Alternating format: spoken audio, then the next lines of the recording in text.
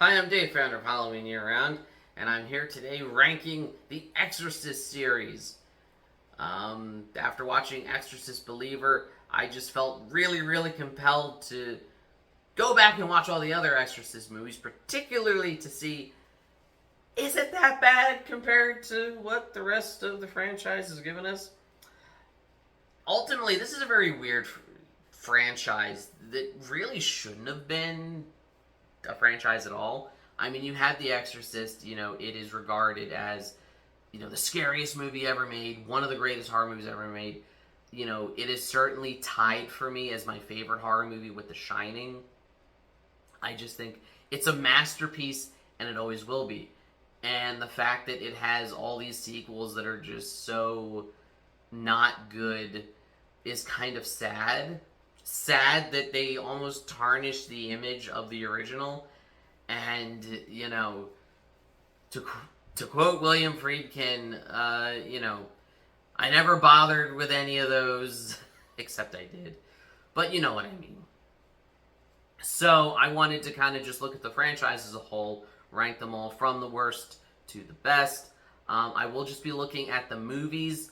I won't be looking at the Fox TV show, mostly because A, I haven't actually seen it, although I heard really good things, and B, I don't really like comparing like a season of a TV show to a movie. I just feel like it's two apples and oranges.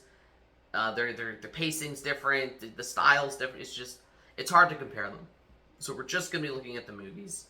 And for the prequel, we are going to be looking at both different versions of it. So without further ado, who wants to get possessed? Number 6, The Exorcist 2, The Heretic. So where to begin with this one? I mean, this is the movie that followed up The Exorcist. It was a movie that William Friedkin and William Peter Blatty wanted nothing to do with. Ellen Burstyn wanted nothing to do with. And the only reason they got back Linda Blair was, she was just a teenager at the time.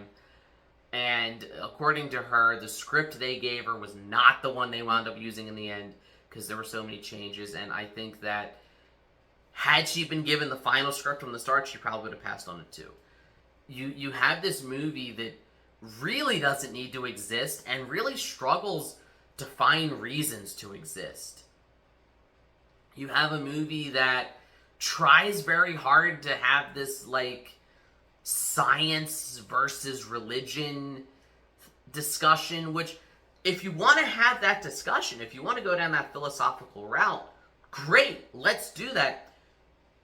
Have better dialogue. Have a plot that makes sense. Have lines that aren't so cheesy and badly hilarious, like, I was possessed by a demon. Oh, it's okay. He's gone now. It's a movie that, because they couldn't get any, they couldn't get many people back from the first movie. I don't know how they got Max von Sydow. So they replaced them, they get Louise Fletcher from One Flew Over the Cuckoo's Nest. They get, the legendary Richard Burton. And the movie doesn't know what to do with any of them. They're just kind of there. The dialogue is terrible. The plot makes no sense. The music has this weird, wah thing going on that just, it feels like somebody watched The Exorcist, dropped acid, and then made this movie. And it's just, it has to be seen to be believed. But I will say, to its credit, I'm never bored watching Exorcist 2. I'm always having fun with it just because it is, it's almost on par with Tommy Wiseau's The Room. So it's terrible, but at least it's fun, but it has to be at the bottom of this list. It's not the movie on this list that frustrates me the most, but I have to admit it is the worst in terms of it is a poorly put together movie, and it has a story that makes no sense, and it shouldn't exist. Number 5, Exorcist: The Beginning. So in 2004, they really weren't sure what to do with this, but they felt like, well, it's been a little over a decade since the last Exorcist movie. We gotta do something with this IP. And the idea, again, on paper, wasn't a terrible idea. You know, a prequel about Father Merrin's original exorcism, okay. Cast Stellan Skarsgård, okay, I'm on board. He's a great actor. You know, he's also Scandinavian like Max von Sydow, so you know that could work. The problem with it is it's not trying to be an Exorcist movie. It's trying to be this like in your face, you know, jump scare, almost action movie, and it's just its tone is not at all what you would expect from The Exorcist.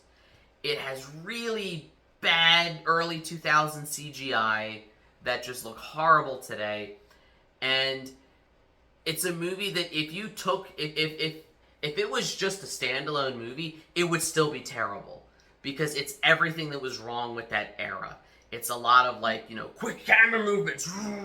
It's jump scares that are cheap, and it's so concerned with being like cool and like, you know, edgy and fun. Like it completely misses the point of what people like about The Exorcist.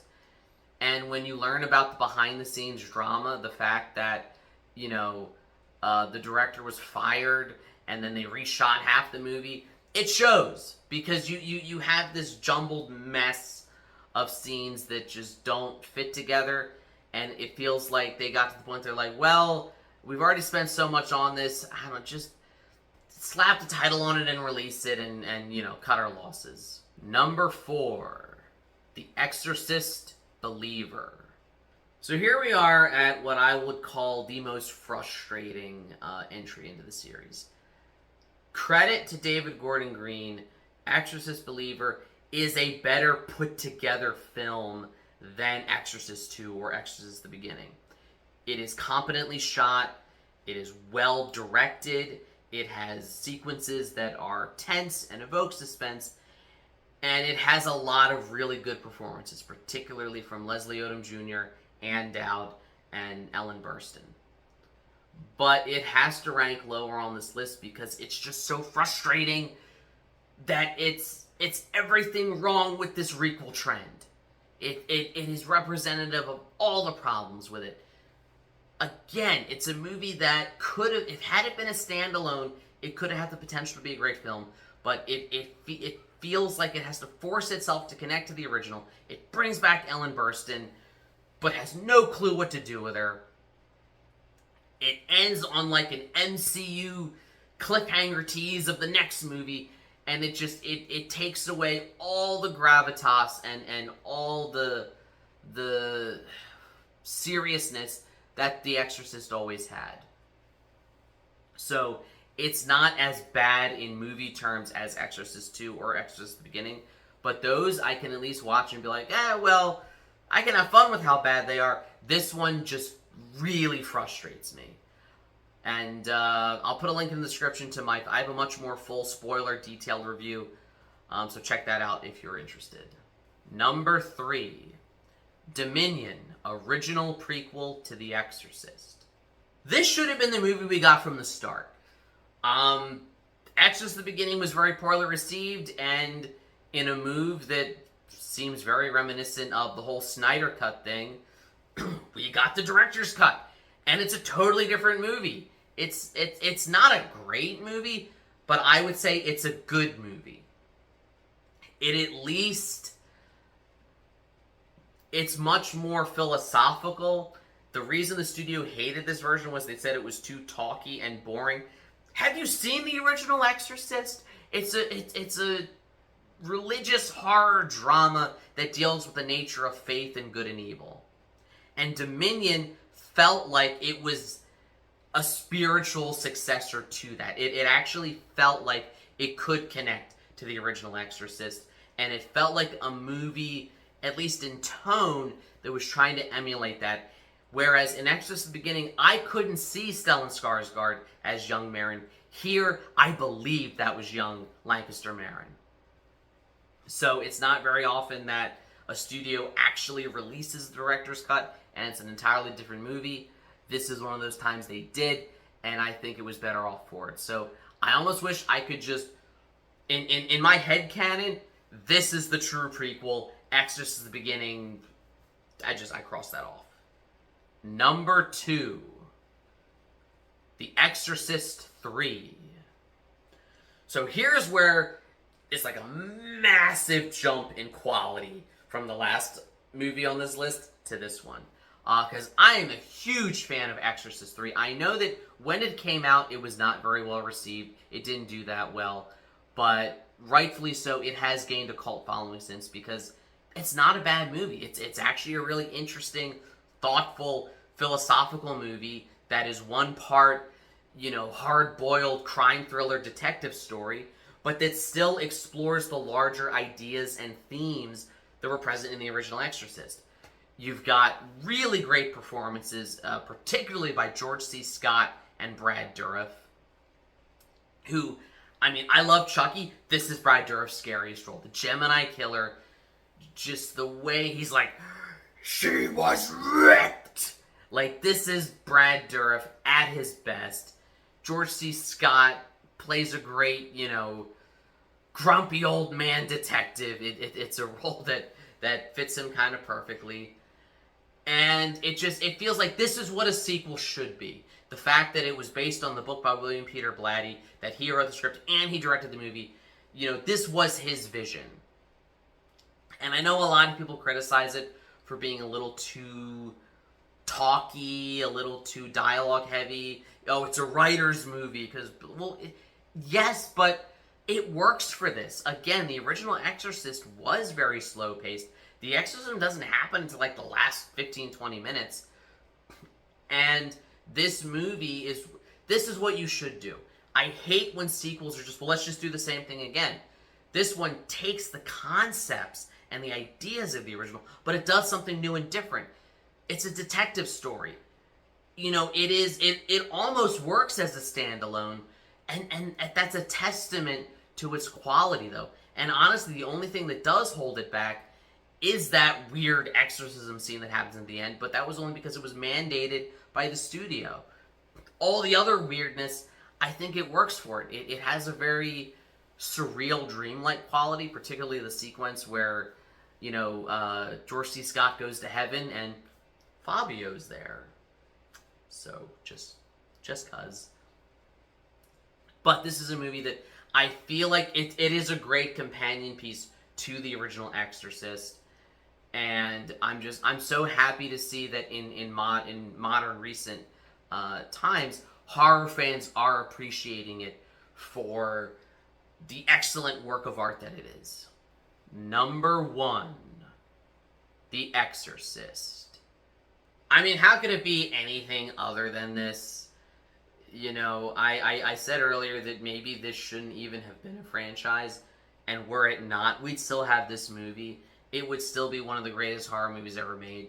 It would still be a masterpiece. But I just want to talk a little bit about, I know there's a lot that's already been said about it, but I want to talk a little bit about why I personally find it a masterpiece. Firstly, it takes itself seriously as a drama. It doesn't try to scare its audience. It lets its subject matter scare its audience, but its focus is always on character. And a detail I think a lot of people overlook, Reagan is not the protagonist of the movie. Her mother, Chris McNeil, is not the protagonist of the movie. Father Karras is the protagonist of the movie. He is the one struggling with his faith in the beginning, going through personal tragedy of losing his mother. He is the one who ultimately rises to the occasion and defeats evil, in a self-sacrificial move. It's a story that just works, like, the way it sets everything up, and I don't just mean, like, the opening scene in Iraq that, like, sets up the Pazuzu and Father Merrin, but just every little detail. It's such a rich movie. William Friedkin, he may have been kind of a dictator on set, and I don't know that I would have wanted to have been on one of his sets back in the 70s, but he knew how to tell a compelling story, and I think that's what he did. The fact that he was used to making documentaries, he gave this movie such a raw, almost realistic feel that a lot of other directors might have gone surreal with this. A lot of other directors might have, gone over the top with their style. he just kind of shows it as it is, and as a result, it makes it feel that much more believable and realistic. I mean, hell, the scenes that disturb me, and a lot of people feel this way, the medical scenes are way more disturbing than the exorcism scene. And it's like, oh my god, that's how they used to do that stuff? And, I mean, that's, aside from the fact that the radiology tech wound up being a real-life murderer. Yeah, Google that. It's just, it's a masterpiece. It always will be. And as much as Exorcist Believer frustrates me, and as much as I hope that the future sequels are better, we'll still always have this movie. So let me know, what are your rankings? Let me know in the comments, which movies do you like best? Which version of the prequel do you prefer? Did you watch the Exorcist TV show? Was it any good? Like, share, subscribe, all the YouTube stuff. If you don't, you may end up getting possessed by a demon. And, as always, every day is Halloween.